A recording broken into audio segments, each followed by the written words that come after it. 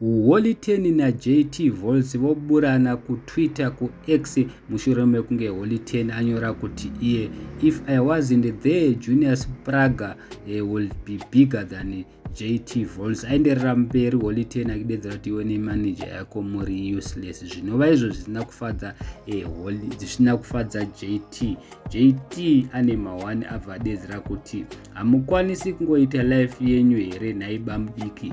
Kana zvichinzi bamudiki munoziva mega, zvinonzi if you know. Ari kuzama kumudza kuti ndakatanga kudla bota kuna Kimberly iwo usati waridla. Saka Holy 10 hazvina kumufadza, abva apindura kudedzera kuti bamudiki vako ndiani. So guys, handizivi tinoti kudii nazvo. Inonzi hondo yemarudzi. Ava vanhu vanoswera vachingonetsana time after time. Vamwe vanhu vari kudedzera chinori kunyanya kurwadza Holy 10 ndechekuti anozviziva kuti nyange zvikaita sei, nyange wakatry harder sei, anoziva kuti JT Volts ndiye akatanga kudla baby asati aridla. Munongoziva mega Holy 10 ndiye akazorola Kimberly. Saka inzwa zvakutaurwa nevazukuru vambuya nehandi. Aripo mumwe munhu auya akati but dzungu munoriwanza bamudiki. Mumwe munhu akati if it wasn't for Volts JT dai musina kutotora mai chigubhu vachireva Kimberly. Mumwe munhu akati never beef with a nigger who smashed before you, worst part you then married the woman. Mumwe munhu akati anojairira mufesi uyo mutorere again mukadzi.